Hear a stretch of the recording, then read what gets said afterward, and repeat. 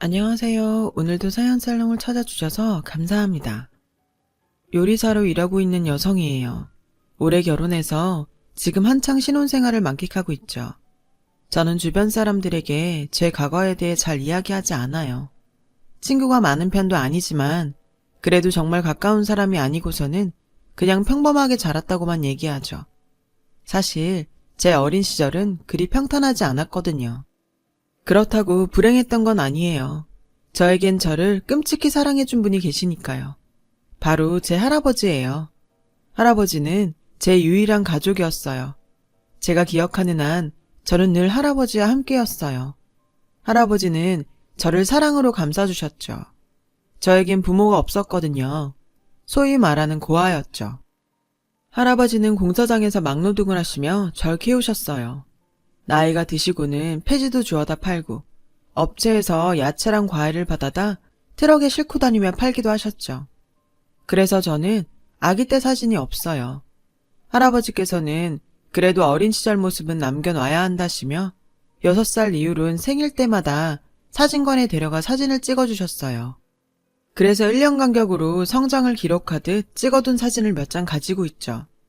저는 유치원도 다니지 못했지만 입학 전에 배워야 할 한글이나 숫자 등은 다행히 익힐 수 있었어요. 할아버지는 가난했지만 동네에서 평판이 좋은 분이셨거든요. 그래서 동네 아주머니들은 영감님이 손녀를 데리고 사느라 고생이 많다며 자진해서 저를 데려다 돌봐주셨어요. 그래서 따뜻한 밥도 먹고 아주머니 댁에 있는 언니 오빠들과 놀면서 이것저것 배울 수도 있었죠. 저녁이면 일을 마친 할아버지가 저를 데리러 오셨고요. 할아버지와 제가 살았던 집은 방 하나에 화장실과 주방이 딸린 허름하고 좁은 곳이었어요. 겨울에는 춥고 여름에는 더운 집이었죠. 하지만 할아버지와 둘이 살기에는 그리 불편하지 않았어요. 할아버지는 여름엔 고물상에서 주워온 선풍기를 고쳐서 틀어주셨고 겨울에는 주워온 이불과 담요를 깨끗이 빨아서 제게 덮어주셨어요. 없는 살림에도 늘 저를 위해 최선을 다하셨죠. 할아버지와 제가 살던 동네는 다들 형편이 고만고만했어요. 그 중에서도 우리 집은 조금 더 형편이 안 좋았고요. 그래서 동네 사람들의 도움을 많이 받고 살았어요. 초등학교 입학식에도 동네 아주머니가 부모님 대신 와주셨고 학교 공개 수업 때도 할아버지 부탁을 받은 동네 분들이 돌아가며 와주셨어요. 소풍날엔 도시락까지 싸주셨죠. 손재주가 좋으셨던 할아버지는 그런 고마움에 대한 보답으로 동네 분들 집에 고장난 기계를 고쳐주시곤 하셨어요. 일종의 품앗이처럼 서로 도우며 살았죠.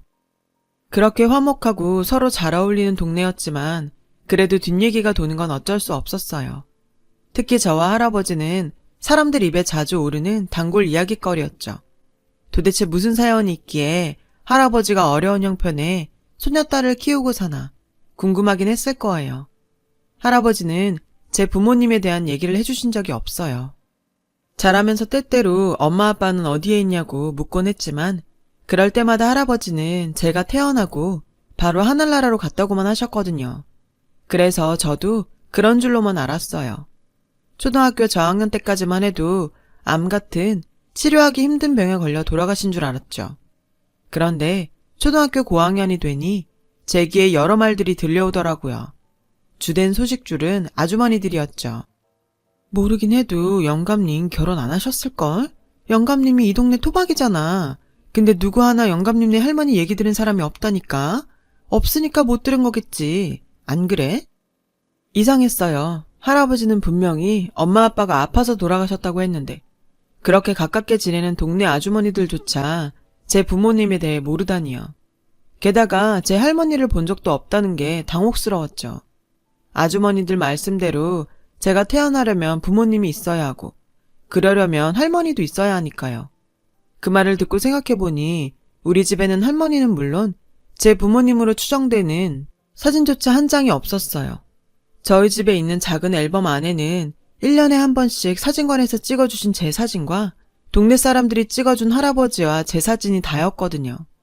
중학교 입학하고 나서 사춘기 시절이 찾아오자 슬슬 반항기도 생기고 제 스스로의 정체성에 의문을 가지게 되었어요. 부모님 없이 딸랑 할아버지랑 같이 사는 저로서는 더더욱 그랬죠. 그러면 그럴수록 부모님에 대한 궁금증은 더 커져만 갔어요. 그러다 중학교 3학년 때였어요. 저는 나를 잡고 할아버지께 물었어요. 할아버지, 솔직하게 말해줘. 우리 엄마 아빠 어딨어? 죽었어? 아직 살아있어? 왜 사진 한 장도 없어? 할머니는 누구야? 왜 할머니 사진은 없어? 동네 아주머니들이 그러더라. 할아버지는 이 동네에서 오래 살았는데 할머니는 본 적이 없다고. 할아버지, 나한테 거짓말한 거 있어? 마치 범죄자를 취조하듯 추궁했어요. 너무도 절박하게요. 나중엔 감정이 복받쳐 엉엉 울었죠. 할아버지는 그런 절 그저 달래주셨어요. 경이야, 할애비가 너무 미안하다. 그래도 한 가지 약속할 수 있는 건 너는 내 손녀라는 거다.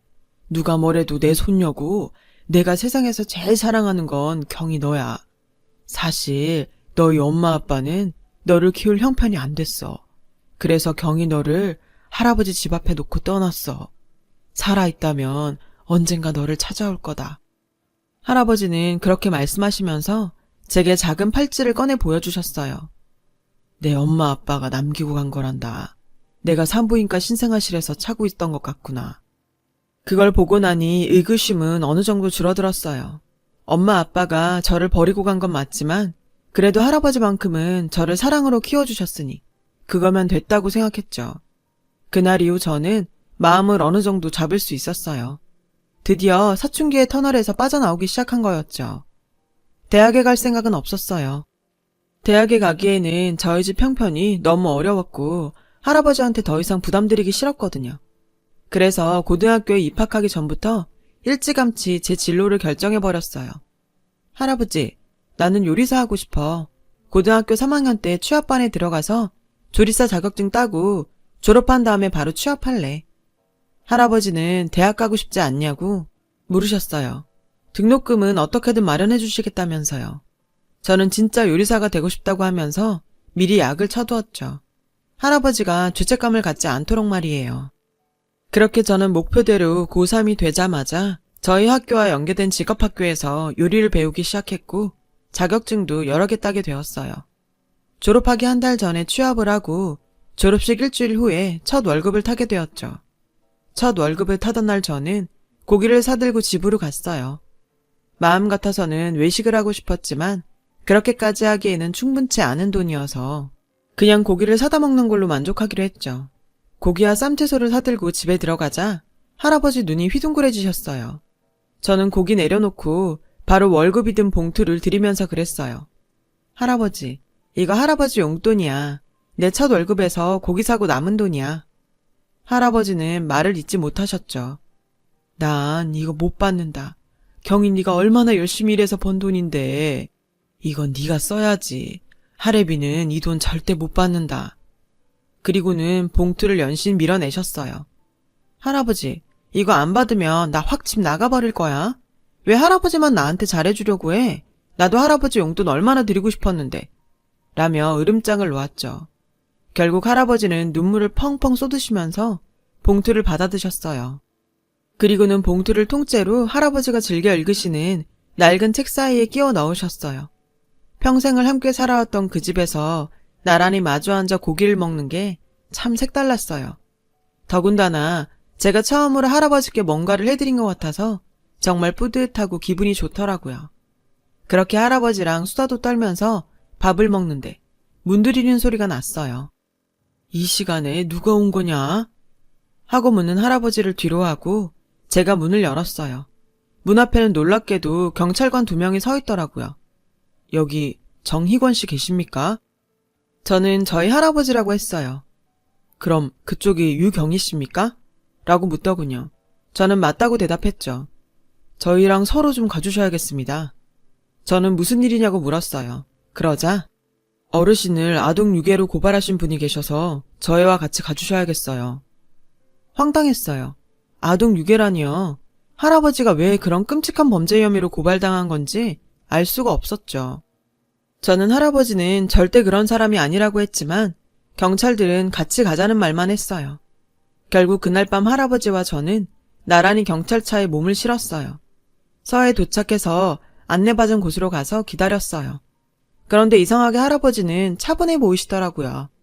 시간이 흐른 뒤 아까 그 경찰들이 돌아왔어요. 그런데 이번에는 다른 사람들도 같이 왔더라고요. 50대로 보이는 여자와 손을 꼭 잡은 채 들어온 부부였죠. 50대로 보이는 그 여자는 저와 할아버지 쪽으로 달려와서 외쳤어요. 맞아요. 이 영감님이 맞다니까. 그때 청소일 하던 사람 맞아요. 이 영감님이 사장님네 딸을 납치한 거라니까요. 그게 무슨 소리예요? 우리 할아버지가 누굴 납치해요? 제가 버럭 소리 지르자 경찰은 저와 그 아줌마를 진정시켰어요. 그 순간 뒤에 서 있던 부부 중 여자분이 제게 다가왔어요. 혹시 네가 경이니? 하고 제게 물어보시는데 눈에 눈물이 가득 고여 있더라고요. 그 모습에 당황한 저는 얼떨결에 고개를 끄덕였어요. 그러자 그 여자분이 갑자기 저를 덥석 끌어안더니 엉엉 울기 시작하는 거예요. 경이야, 엄마야, 엄마. 평생 들어볼 일이 없을 거라고 생각했던 그 말에 저는 놀라고 당황했어요. 하지만 저를 더욱 당황시킨 건 할아버지의 태도였어요. 할아버지는 차분하게 일어나시더니 이제서야 왔구만 그래. 이제 사는 건 괜찮은가? 라고 하셨어요. 그때였죠. 기가 막힌다는 표정으로 50대 여자가 그러는 거예요. 아니, 우리 보육원에서 애 납치해놓고 무슨 소리를 하는 거야? 라며 펄펄 뛰었죠. 그 아줌마는 할아버지를 납치죄로 처벌해야 된다고 소리쳤고 저는 할아버지는 잘못이 없다고 항변했어요. 부부는 혼란스러운 표정으로 서 있었죠. 50대 여자는 자기가 운영하는 보육원에 부부가 찾아왔다고 했어요. 원장실에 찾아와서는 오래전에 이 보육원 앞에 아이를 두고 갔는데 데려가려고 왔다고 했다더군요. 아이 편에 꼭 데리러 올 거니까 그때까지 잘 부탁한다는 쪽지와 출생신고, 이름 등이 적힌 병원 서류들도 다 놓고 갔었다고요. 아이는 4, 5살 정도였고요. 그런데 그런 애는 우리 기록에도 없고 입양관 기록도 없더라고요. 근데 그때 딱 생각난 게 있었어요. 오래전에 우리 보육원에서 애가 한 명 사라져서 난리 난 적이 있었거든요. 경찰에 신고도 하고 실종 신고도 했는데 결국 못 찾았어요. 그 순간 딱 생각이 나더라고요. 우리 보육원에서 청소하던 영감님이 갑자기 그만뒀던 게 말이에요. 그 영감님이 평소 애들 앞에서 할짱거리고 그런 게 있어서 내가 기분이 나빠서 해고하려고 마음먹고 있었는데 그걸 알아채곤 선수 쳐서 그만뒀더라고요. 근데 보육원에서 애를 납치한 거였어? 길길이 날뛰는 그 아줌마를 두고 저는 유전자 검사를 위해 조직세포도 제공했어요. 그런 모습을 가만히 보던 할아버지는 정말 경희의 부모가 맞는가? 라고 물으셨어요. 경찰은 일단 유전자 검사를 해봐야 한다고 했어요. 그러자 할아버지는 경찰 선생, 내가 유치장에 있으라면 있겠는데 내 얘기 좀 들어주게. 할아버지는 경찰관 손을 잡고 말했어요. 경찰은 어르신도 변론을 하실 권리가 있다고 말하더군요. 할아버지는 유전자 검사가 끝난 후에 부부가 내 부모님이 맞다면 얘기를 하겠다고 하셨어요. 경찰은 잠시 고민하다가 부부에게 의견을 물었어요. 부부는 어르신한테 얘기를 듣는 길이 그것뿐이라면 그렇게 하겠다고 하더라고요.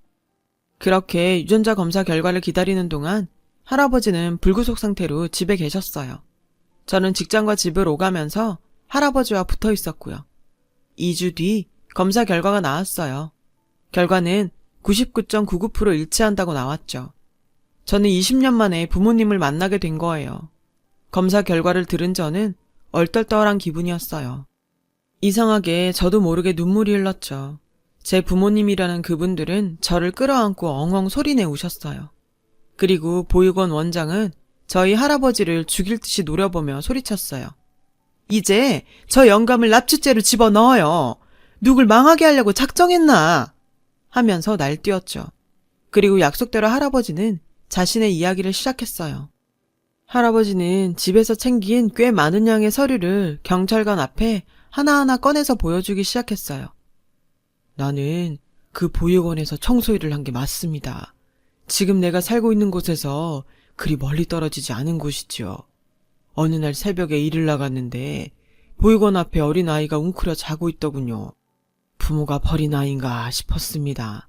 아이가 추울까봐 보육원 안으로 데리고 들어가려고 했는데 잠이 깼는지 새까만 눈동자를 반짝이며 제게 할아버지 그러더라고요.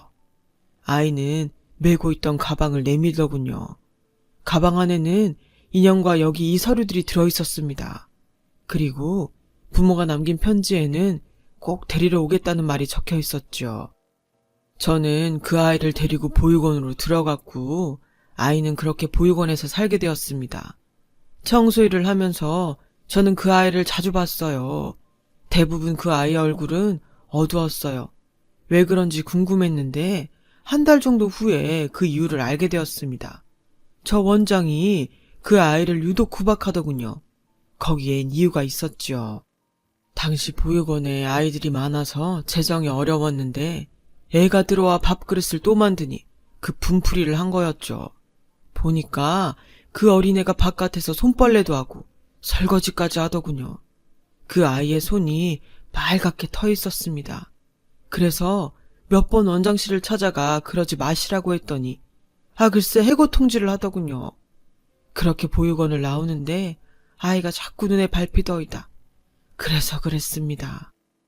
할아버지는 그때까지도 제 부모의 편지와 서류가 담긴 가방을 메고 있었다며 원장은 서류들은 꺼내보지도 않고 방치했다며 화를 내셨어요. 그게 절 납치한 이유였다고요. 그리고 그때부터 손녀로 키우셨다고요. 잘못된 일이란 건 알지만 어쩔 수 없었다고 하셨죠. 모든 이야기가 끝나고 경찰서는 충격에 빠졌어요. 저도 마찬가지고요. 유일하게 그 원장만 기세등등했죠. 아니, 저 영감이 미친 소리를 짓거리고 있어. 누굴 엿먹이라고 쇼를 해? 당신, 내가 명예훼손으로 고소할 거야. 라며 길길이 날뛰었어요. 경찰은 할아버지가 한 진술에 증거가 있냐고 물었고 할아버지는 자신있게 일어나셨어요. 그리고는 당시 함께 보육원에서 일했던 진주댁이라는 아주머니가 증인이라고 하셨어요. 경찰은 곧바로 진주댁 아주머니를 찾아갔고 증언을 받아오는 시간 동안 저는 아무 말도 못하고 기다리고 있었어요. 모든 사실이 밝혀진 건 늦은 오후였어요. 진주댁 아주머니가 직접 파출소로 와서 증언을 해주었거든요. 혹시 몰라 당시 제 사진도 찍어서 보관하고 계셨죠. 빨갛게 팅팅 부은 제 손을 보자 엄마는 오열했어요. 그 밖에도 원장한테 맞아서 턱 밑이 찢긴 사진도 있었죠. 빼도 박도 못할 증거에 원장은 궁지에 몰렸고 제 부모님은 당장 원장을 고소하겠다고 했어요. 원장은 그제서야 싹싹 빌었지만 소용없었죠. 원장은 그날 바로 아동학대 혐의로 기소됐어요. 그리고 할아버지와 저는 집에 돌아갈 수 있게 되었죠. 그날 밤 부모님의 이야기도 들었어요. 아빠가 사업을 하려다 사기를 당해서 하루아침에 길바닥에 나앉게 되었고 도저히 저를 키울 수가 없어서 시설에 잠시 맡기려고 했었다고요. 저를 데려오기 위해 부모님은 열심히 일하셨고 살림이 조금 나아지자 보육원으로 찾아갔지만 저는 서류에도 등록되지 않은 채 사라지고 없었다고 하셨어요. 그러다 얼마 전 마지막이라는 심정으로 다시 보육원을 찾아갔고 그제야 원장이 할아버지 이야기를 하면서 아이가 납치된 것 같다고 했다더군요. 그래서 경찰에 신고를 하게 되었다고요. 원장은 모든 죄를 할아버지한테 넘기려고 벌인 짓이었지만 결과적으로는 제가 부모님을 만날 수 있게 도움이 됐던 것도 사실이었어요. 그렇다고 용서할 수는 없지만요. 부모님이 지금처럼 경제적으로 안정을 찾은 건 몇 년 안 되었다고 했어요. 그동안 자식을 버린 죄책감으로 일만 하고 사셨는데 이제는 마음의 짐을 조금은 덜 수 있을 것 같다고 하셨죠. 이상하게 저는 부모님이 밉지 않았어요. 그냥 엄마 아빠를 드디어 만난 게 설레기도 하고 긴장될 뿐이었죠. 밉지 않았던 건 할아버지 때문일 거예요. 할아버지랑 살면서 충분히 사랑을 받아왔기에 부모님에 대한 미움이 덜했던 것 같거든요. 그래서 부모님께 두 분을 이해한다고 말씀드렸어요. 지금이라도 절 찾으러 와주셔서 고맙다고요. 그러자 엄마 아빠는 저를 안고 엉엉 우셨어요. 그리고는 할아버지 앞에 무릎을 꿇으셨어요. 할아버지가 아니었다면 제가 이렇게 잘 자라지 못했을 거라고요. 너무 늦었지만 감사드린다고요. 그리고는 앞으로 할아버지를 모시고 살겠다고 했어요. 할아버지는 한사코 사양을 하셨지만 저희 부모님도 완강하셨죠. 결국 저와 할아버지는 부모님 집으로 들어가 살게 되었어요. 그런데 적응하는 게 쉽지 않더라고요. 아무래도 함께 산 날보다 떨어져 산 시간이 너무 길었으니까요. 결국 부모님은 할아버지와 제가 살 집을 따로 마련해 주셨어요. 바로 부모님 옆집으로요. 그제야 할아버지와 저는 예전처럼 편하게 살 수 있었죠. 퇴근 후에는 온 식구가 다 함께 모여서 저녁도 먹고 TV도 보면서 여느 가족처럼 시간을 보냈어요. 제가 결혼을 한 후에는 아이의 부모님과 할아버지가 살림을 합치셨고요. 이젠 서로 불편할 것도 없는 한 가족이 되어버렸거든요. 원장은 결국 고소를 당했고 부모님은 절대 용서 못한다는 입장이셨어요. 그 일로 저도 법원에 드나들어야 했죠. 그때 지금의 남편을 만나게 되었어요. 당시 남편은 원장 사건을 맡은 담당 검사 아래서 수습을 하고 있었거든요. 그래서 남편은 제 과거에 대해 잘 아는 유일한 친구이기도 하죠. 피 한 방울 섞이지 않은 아이를 20년 가까이 손녀로 키워주신 우리 할아버지를 정말 대단히 생각한다고요. 종종 그런 생각을 해요. 나라면 그때 할아버지처럼 그럴 수 있었을까 하고요. 모르긴 해도 힘들 것 같아요. 그래서 저는 우리 할아버지를 세상 누구보다 존경하고 사랑해요. 앞으로도 건강하게 오래오래 살아주셨으면 좋겠어요. 여러분도 건강하게 즐거운 하루 보내세요. 제 사연을 들어주셔서 감사드려요. 여러분, 사연 댓글에 응원과 현명한 조언 부탁드려요. 좋아요와 구독은 저에게 큰 힘이 됩니다. 오늘도 좋은 일 가득하세요.